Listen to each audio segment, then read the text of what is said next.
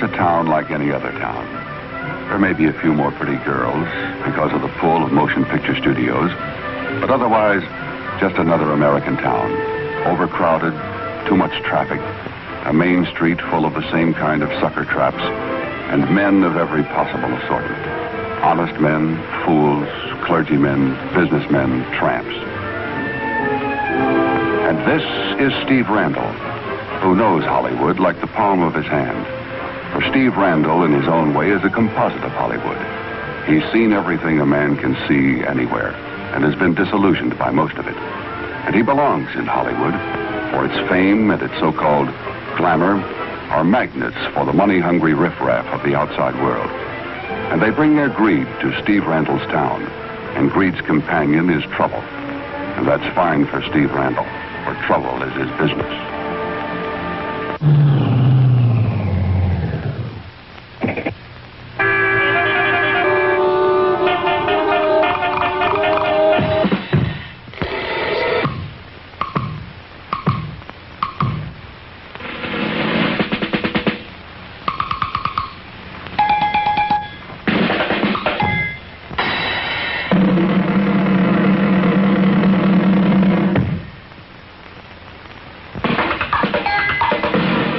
Up with S.O. Extra gasoline. The gasoline that stops cold weather stalling. Fill up with S.O. Extra and go!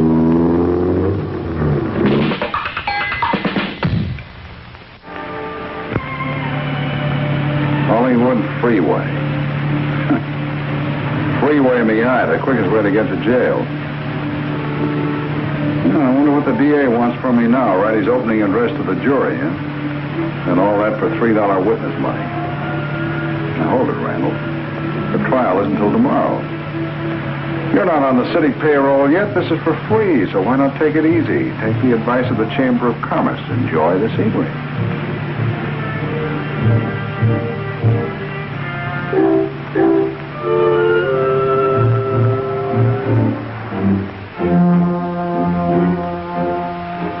Well, Randall? So, what's a reinstatement order to the bar got to do with the Carleton case? Everything. If I get a conviction, you get that. But I need your help to get a conviction. I thought the DA wasn't giving away something for nothing. Now, what's the gimmick? I thought you had a good case. Not bad. If Eve Fraser testifies. Well, why shouldn't she? Because she's still in love with the accused, Andrew Carleton. Well, so what? She'll be under oath. A hostile witness isn't good enough. Randall, she's holding something back. And I need everything that I can get in a circumstantial case like this. She speaks very highly of you. Yeah?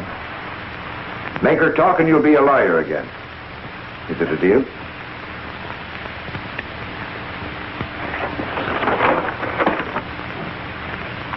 It's a deal. You better take your phone off the hook. You have to work on that opening speech for the jury. I'll see you in court.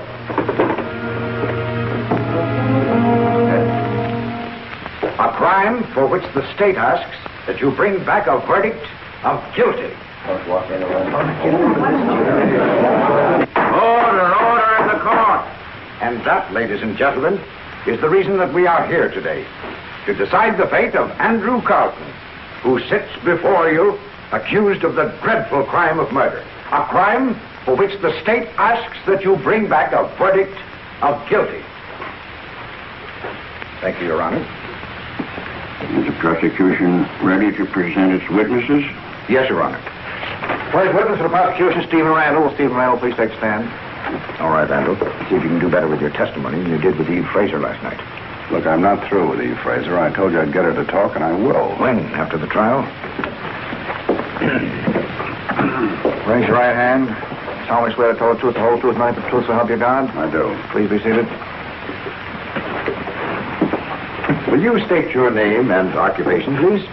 Stephen Randall, private investigator. Mr. Randall, by whom were you employed in this case? By Mr. Wells. He was the lawyer who Jim Bender hired to represent him. Will you tell the court who Jim Bender is? Well, he was a close friend of the deceased.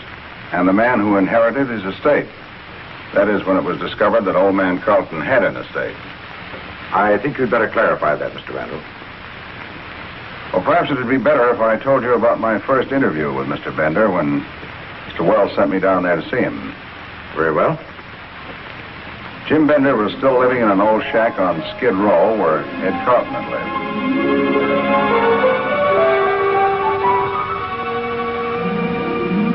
When I arrived, he was talking to a young lady, whom I later discovered to be Eve Fraser.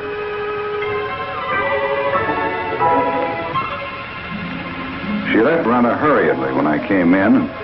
He seemed a little anxious over the abrupt departure of the girl, but Bender took me into his flat. He offered me a seat and sat down himself. Won't you come in, sir? I'm sure you didn't come here just to see a house where $500,000 was found. My name's Randall, Mr. Bender. I'm working for your lawyer. That means I'm working for you. Is there going to be trouble about the will, sir? Well, I don't blame you for being concerned about it. There's a lot of money at stake. I've lived so long without money, sir, that it doesn't worry me. Well, then why are you so anxious about the will? I thought the fact that it was written on such unconventional material might make it worthless. Yeah, unconventional is certainly the word for a will that was written on a piece of a woman's slip. But that's not the problem. And what is, sir? How much do you know about a holographic will, Mr. Bender? Of what? Were you with old man Carleton when he made it out? I'm sorry to say I wasn't here when old Ed died, but Eve was. That would be Eve Fraser. The two of you were living here with? Eve had the room across the hall, sir. Old Ed was very kind to both of us. Did you both know that he had all that money hidden here? I did. I've been a long time with old Ed. Eve was only here a few months. I doubt if she knew. But she was with him when he died. I mean, she saw him make out the will. It was a piece of her slip it was written on.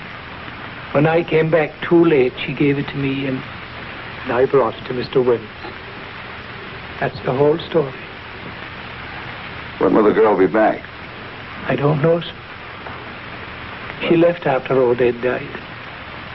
But you know where to contact her? No, sir, I do not. Well, that's odd, isn't it? Why? Well, a man worth $500,000 dies, and the only material witness disappears. Even the police might be curious about that. I don't see why, sir. What did the police say about his death? Nothing. Everyone assumed it was his heart. Now, when a man dies without a doctor in attendance, Mr. Bender, the police don't usually assume. They perform an autopsy and find out. $500,000 is a lot of money. But I didn't know he was going to leave me the money. I wasn't even here. Yes? Which one of you is Jim Bender? That's my name, officer. You want it down at headquarters for questioning. What do you want to question him about, officer? I'm working for his lawyer. Oh, ain't that interesting? He may need a lawyer. We did an autopsy on his friend that left him all the money. Seems he was on a bad diet. Arsenic. You're going to need Miss Fraser for more than to prove that will, Mr. Bender. You'll need her to save your neck. As it turned out, I was right. The police performed an autopsy and found arsenic. I was interested in protecting old Mr. Bender. That meant I had to locate Eve Fraser. I was also interested in talking to the only living relative of Mr. Carleton, his nephew, Andrew Carleton. Objection. The witness's interests are irrelevant. But my interest was a fact. Aren't facts relevant in this court? Objection overruled. Continue your examination.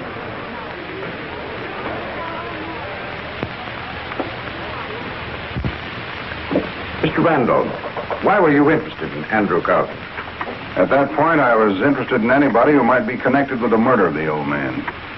Will you please tell the court the circumstances of your first encounter with the defendant, Andrew Carleton? But when I finally did locate him, it was at a place called the Black Top Hat. Morning line 6 race in front. 271, 2. 272, 7. 273, 1. When I walked into the place, he was leaning against the bar. 275. He was perfectly friendly at first, continued to place bets while he was talking. Hey, Mr. Carleton, can I do something for you? My name's Randall. I'm working for Jim Bender's lawyer. Jim Bender. Oh, yes. He's the little old man my uncle gave all his money to, for that peculiar will. Peculiar, but valid, Mr. Carleton. Well, I think that's a matter for the lawyers. If it is valid, there isn't much I can do about it, is there?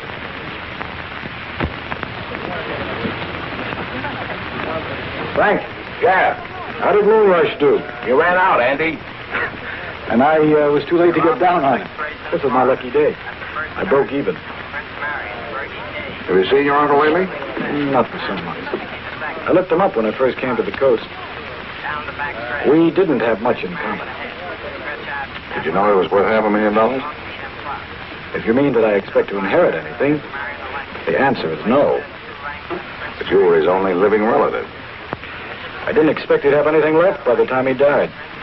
He was an awful sucker for a hard luck story. Pretty tough standing by and watching him give it away, huh? Was his money? Say, Chum, you know, this ain't just a place to come in out of the cold. This is a place of business here. Sorry. You know a good horse? I understand you're an expert. Well, if you're willing to risk that much,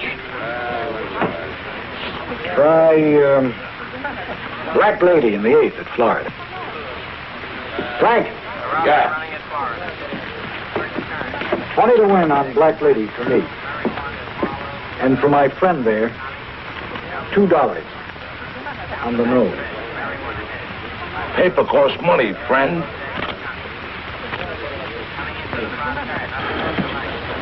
Thanks. You were about to tell me what brought you here. Yeah, there's been a new development. The police performed an autopsy on your uncle, and they found at least $2 worth of arsenic. I can't believe it. They're holding Jim Bender for questioning. Are you trying to tell me that that old man killed my uncle? Well, I imagine the police will try to prove just that, Mr. Carleton. And unless I can find the missing witness, they got a pretty good chance. Well, that would be this Fraser woman. Eve Fraser, I think her name was. If Carleton had killed his uncle, I knew what I was about to say would put Eve Fraser in a dangerous position. But I also thought it would force his hand. If she testifies that Bender didn't know about the will, that destroys any motive. It also makes the will valid. So the whole case sort of rests on her. Well, I figured that if anything happened to Miss Fraser as a result of this conversation, I'd be responsible. So I had to find her immediately. And did you find her, Mr. Randall? Yes, I did. Thank you very much. I have no further questions. Your Honor, I would like to explain to the court that I'm not proceeding further with the witness, as I intend to bring out the details of his meeting with Miss Fraser when I call Miss Fraser to the stand. Your witness? It's nearly lunchtime, so the court will recess for 1 hour if the defense has no violent objection. I defer to Your Honor's wishes. Okay, Randall, it's your last chance to make her talk. It's now or never. Okay, it'll be now. Have you changed your mind, Eve? I've nothing to say to you, Mr. Randall. You settled everything last night. You're wrong. You're going to get on that stand and tell them everything you know. Everything, you understand? Why can't you understand, Mr. Randall? I'm not going to send Andy to the gas chamber. Eve, you're a fool. You don't owe him anything. He was going to ditch you as soon as he got the money. As a matter of fact, he had a nice, luscious blonde already in waiting. I don't believe you. Leave me alone. Please, leave me alone. Looks like your last chance to be a lawyer again just ran down that aisle. That's what you think. You'll get your testimony, you'll get it cheap. It'll cost you exactly 1 dime for a telephone call. I'll send you a bill for it. Fraser, will you please tell the court what happened when Mr. Randall finally found you? Please, Miss Fraser, the court is waiting.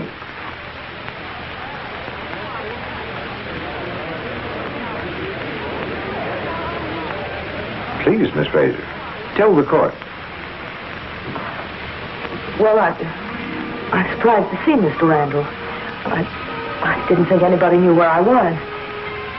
When Mr. Randall came to my place, he told me who he was, and I let him in. Then he asked me if I was E. Fraser, and I said yes. You don't deny that you're E. Fraser? There's no reason to deny it. Well, what are you hiding for? I'm not hiding now. There's no need to. Jim's going to get the money. It's all settled.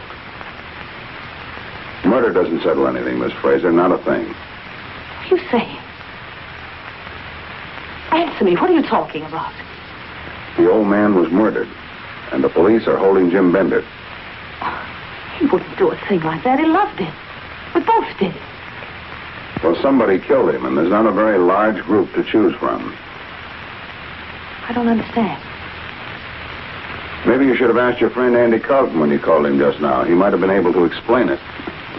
How do you know I called him? Look, Miss Fraser, we haven't got very much time. Why don't you tell me the truth? I'll tell you nothing. Better me than the police.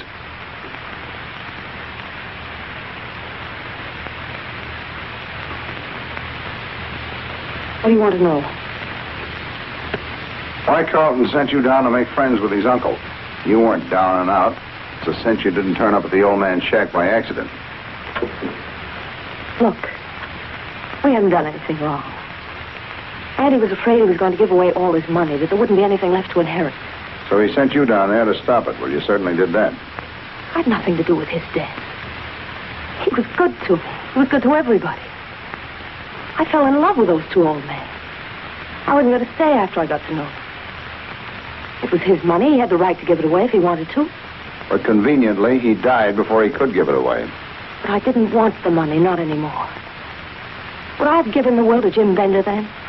Andy would have that money now if I hadn't done that. Well, that's strange sort of reasoning, isn't it? I don't see why. Because Andy still gets the money if you're not available as a witness. Is that why you went into hiding? I didn't know about that. I thought it was all settled. Well, you know it now.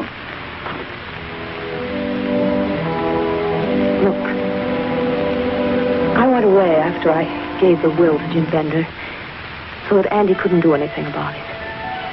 I thought that once it was in the hands of the lawyer, it was all right. I thought that maybe we could start all over again. Forget about the money. Start from scratch.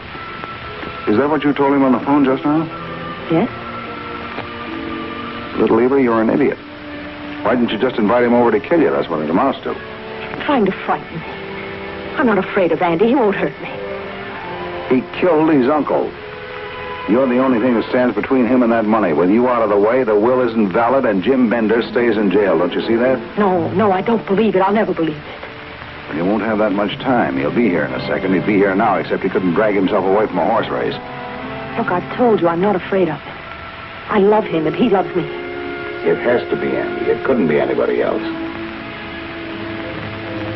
Well, you don't have to believe me, kid. I'm going to give you a chance to see for yourself. See for myself? When he comes, you make believe you're alone. You're trying to trap him. I won't have any part. If he's not guilty, the trap's not going to hurt him.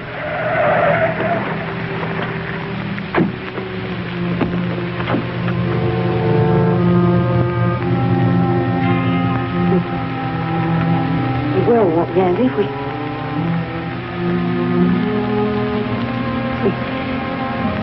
We will, Andy, won't we? We'll start over.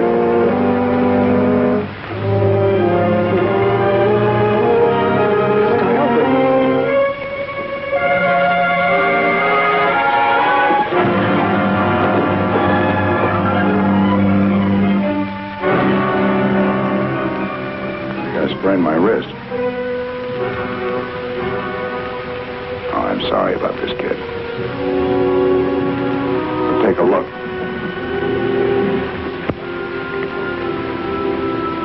See?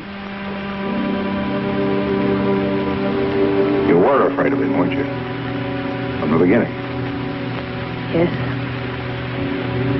Yes, I was always afraid.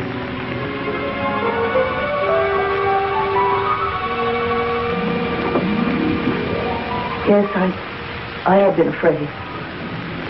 Terribly afraid. Your Honor, I object.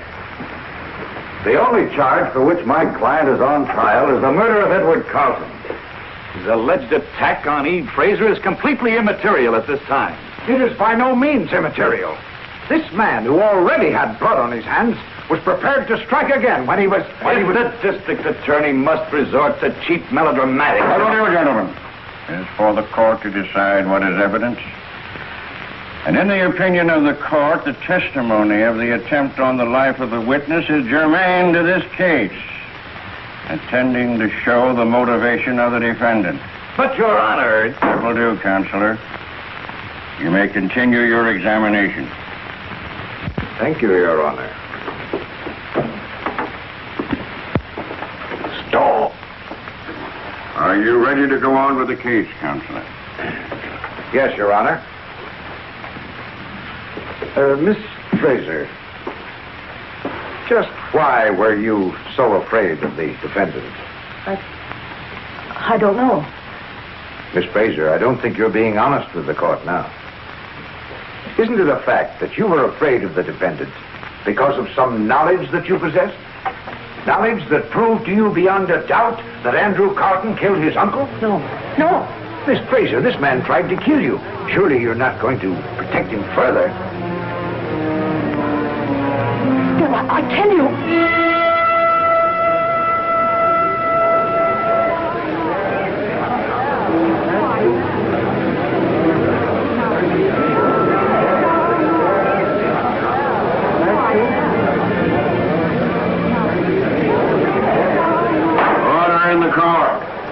Counselor, as soon as your new witness has made herself comfortable, would you kindly proceed with the case? Yes, Your Honor.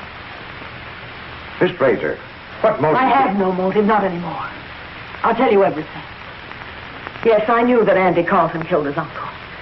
I was afraid to admit it, but I saw him coming out of the shack the morning that it was poisoned. Nobody else knew he was there but me.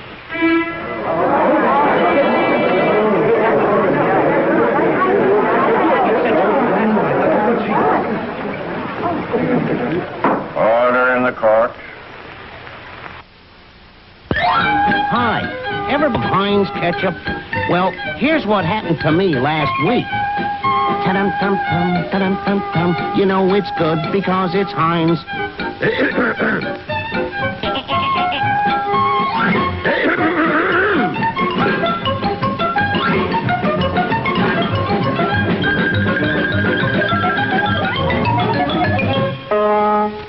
I don't blame those two men for taking their tomato ketchup so seriously. The deliciously different flavor of Heinz tomato ketchup is the tangy, good partner for fish, for chops, for French fries, for that good old-fashioned stew, for any and every meat dish that wants a zesty flavor lift. And Heinz tomato ketchup is a great flavor boon for the homemaker who prides herself on her cooking. So always keep 2 bottles on hand, 1 for the table, 1 for cooking, both for that deliciously different flavor. All right.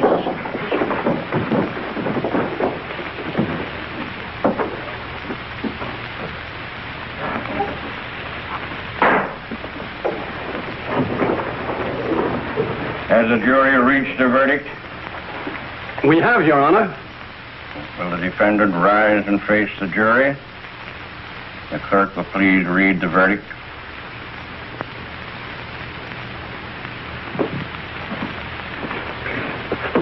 We, the jury, find the defendant Andrew Carleton guilty of murder in the first degree.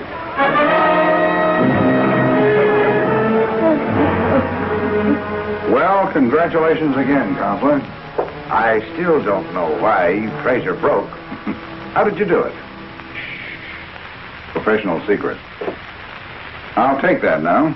Mr. Randall, didn't you forget something? What? Oh, yeah, sure. All right.